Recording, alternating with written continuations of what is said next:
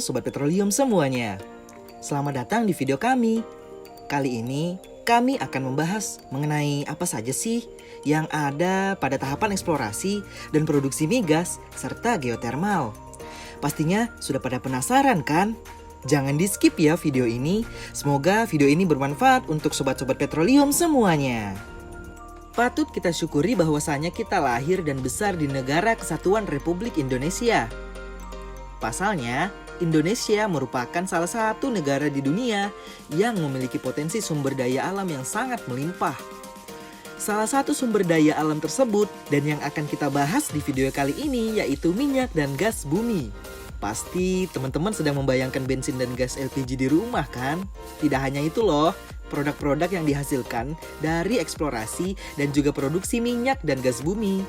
Tentunya, jika pemanfaatan minyak dan gas bumi ini dikelola secara baik dan benar, maka bukan tidak mungkin perekonomian negara akan melesat maju. Perlu teman-teman ketahui, kalau minyak bumi itu bukan secara tiba-tiba ada di dasar lapisan bumi loh. Akan tetapi, minyak bumi ini berasal dari sisa-sisa organisme seperti jasad renik, tumbuhan, dan juga hewan yang sudah mati berjuta-juta tahun yang lalu. Maka dari itu, banyak yang mengatakan kalau minyak bumi ini juga bisa disebut sebagai bahan bakar fosil loh sobat. Kok bisa sih sisa-sisa organisme yang mati menjadi minyak bumi? Nah, belum cukup sampai di situ sobat. Sisa-sisa organisme itu mengendap di dasar bumi yang kemudian ditutupi oleh lumpur.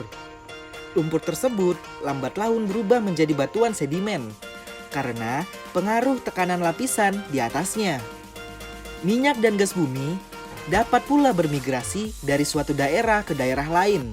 Kemudian terkonsentrasi jika terhalang oleh lapisan yang kedap. Di mana saja sih tempat yang terdapat minyak dan gas buminya? Di laut. Meskipun minyak dan gas bumi terbentuk di dasar lautan, bukan berarti hanya ada di dasar laut loh sobat. Minyak dan gas bumi juga ada di daratan. Itu dikarenakan adanya pergerakan kulit bumi. Unik ya sobat.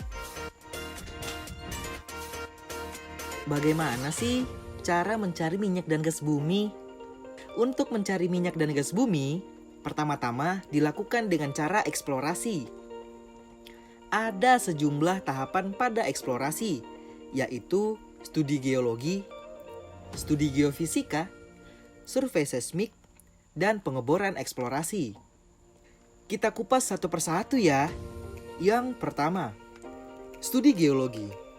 Studi geologi dilakukan untuk mengetahui kondisi geologi, seperti struktur dan susunan batu di lapisan bawah permukaan. Dari hasil studi geologi, kita dapat mengetahui lokasi mana saja yang memerlukan studi lanjutan. Studi lanjutan disebut juga sebagai studi geofisika. Nah, yang kedua, studi geofisika. Studi geofisika bertujuan untuk mengetahui sifat fisik pada batuan, mulai dari permukaan bumi hingga jauh ke dalam tanah. Teknik eksplorasi geofisika merupakan bagian bidang teknologi yang relatif baru. Jangan lupa juga perkembangan teknologi komputer berperan dalam eksplorasi minyak dan gas bumi, di mana teknologi komputer makin mempermudah pengumpulan data dan juga analisis data dalam eksplorasi geofisika. Pemakaian geofisika dalam eksplorasi minyak bumi dengan metode seismik pantul. Geofisikawan dapat menempatkan dan juga memetakan berbagai corak seperti antiklin, sesar, kubah garam, dan juga batu karang. Corak-corak semacam itu berhubungan dengan kumpulan minyak bumi dan juga gas. Yang ketiga, survei seismik. Metode yang umum digunakan untuk mengetahui sifat fisik batuan adalah survei seismik. Setelah alat pembangkit gelombang suara atau getaran dipasang, alat akan ditembakkan ke bawah laut atau tanah. Kemudian, gelombang suara tersebut akan dipantulkan kembali sesuai dengan lapisan tanah yang dilaluinya. Di atas permukaan, dipasang alat yang bisa menangkap gelombang suara yang terpantul tadi. Setelah itu, kondisi di bawah permukaan bumi direkonstruksi menjadi gambar 2 dimensi atau 3 dimensi di komputer. Nah, Dari hasil seismik tersebut, data jenis dan lapisan batuan akan diolah untuk mengetahui keberadaan minyak dan gas bumi yang ada di dalamnya. Setelah seluruh tahap dilakukan, barulah dilakukan pengeboran untuk memastikan ada atau tidaknya kandungan minyak dan gas bumi di daerah yang diteliti tersebut. Nah, sudah terbayang kan bagaimana sih tahapan-tahapan eksplorasinya sobat-sobat petroleum semuanya?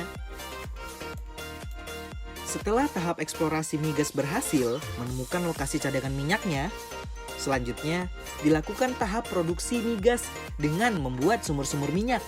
Tahap ini bertujuan untuk mengangkat cadangan minyak dan gas bumi dari perut bumi ke atas permukaan bumi. Kemudian menuju gas booth atau gas separator untuk pemisahan fasa cair dan juga fasa gas. Fasa tersebut yang telah terpisah selanjutnya dialirkan melalui pipa menuju gas plant untuk proses pengolahan gas lebih lanjut. Sedangkan fasa cair akan masuk ke wash tank untuk pemisahan minyak dan air minyak yang terpisah. Crude oil dialirkan ke shipping tank agar lebih bersih. Selanjutnya dikirim ke kilang minyak untuk dijadikan produk yang diinginkan. Adapun air hasil pemisahan di wash tank ini dialirkan ke water tank, yang selanjutnya dilakukan physical dan chemical water treatment hingga dihasilkan air yang aman dan memenuhi syarat untuk dibuang atau dikembalikan ke alam. Tidak berbeda jauh nih dari minyak dan gas bumi.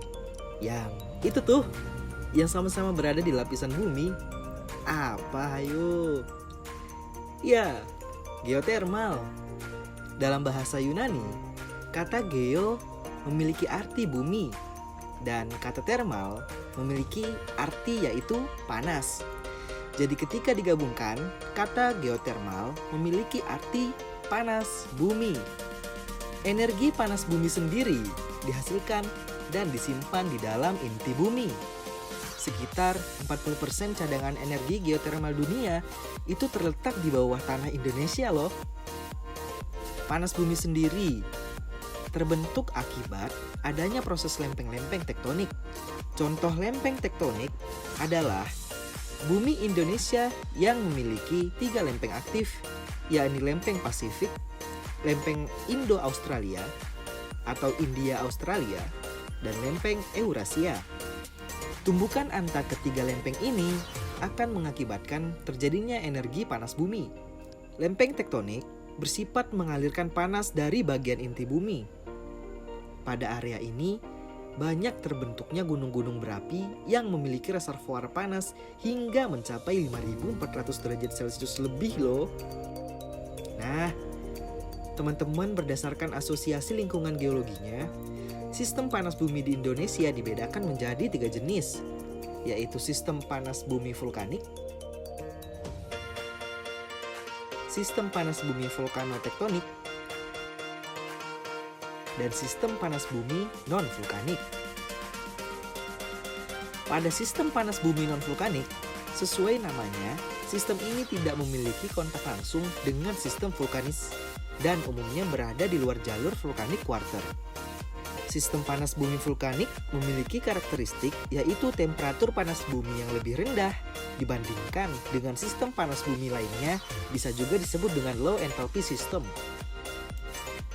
Pasti setelah mendengarkan penjelasan di atas, teman-teman ini semua pada penasaran metode apa saja sih yang dipakai dalam proses eksplorasi panas bumi?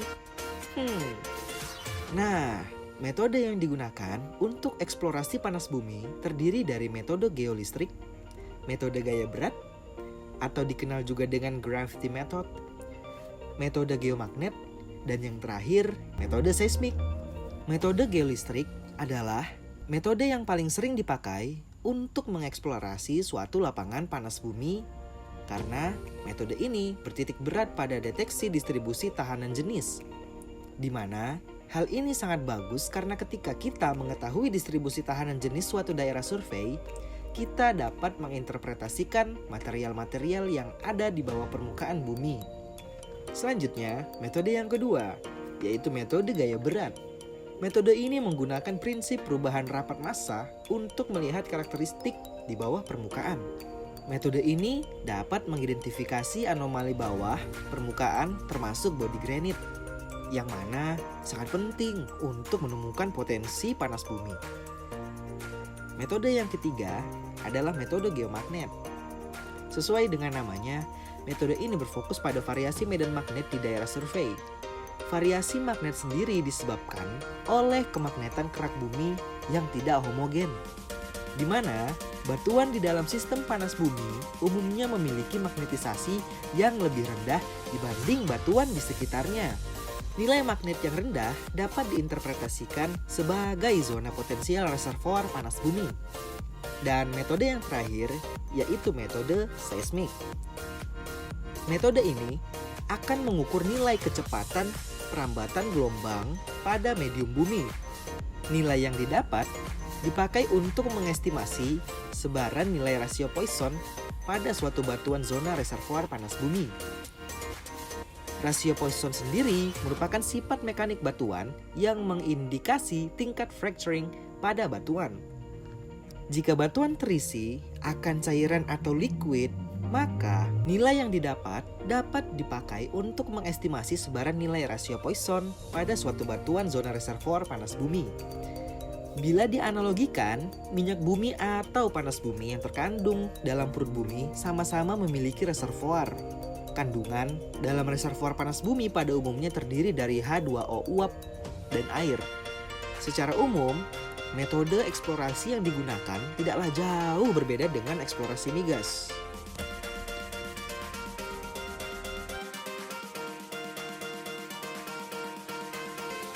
Setelah tahap eksplorasi berhasil dilakukan, selanjutnya dilakukan tahap proses pengolahan energi panas bumi.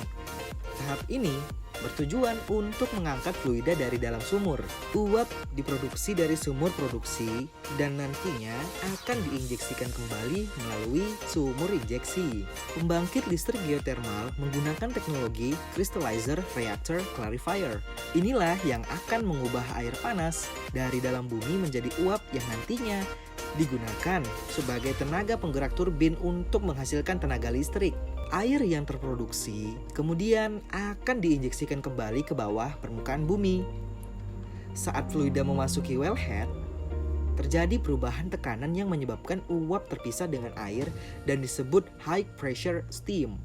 Energi force dari steam akan menggerakkan turbin. Chopper bars akan menampung listrik ke transformer keluar dari pembangkit listrik, yang kemudian akan dimanfaatkan sebagai sumber listrik. Geothermal merupakan energi yang dapat diperbaharui, serta sisa dari produksi akan dilakukan treatment sebelum diinjeksikan ke dalam reservoir geothermal kembali dan kemudian akan dipanaskan oleh magma. Nah, seru bukan?